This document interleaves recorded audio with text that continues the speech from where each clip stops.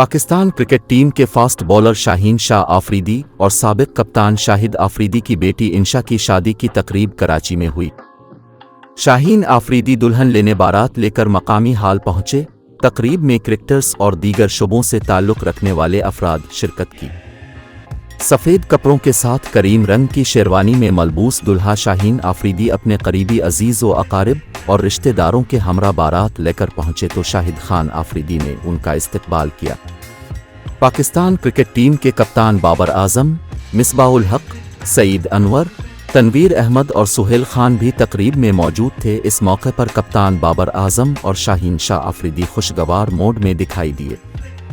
शाहीन आफरीदी और इंशा आफरीदी का रवां बरस फरवरी के आगाज़ में कराची में निकाह हुआ था, जिसमें मरूफ क्रिकेटर समेत करीबी रिश्तेदारों ने शिरकत की थी। शाहीन आफरीदी और इंशा का वलीमा 21 सितंबर को इस्लामाबाद में होगा।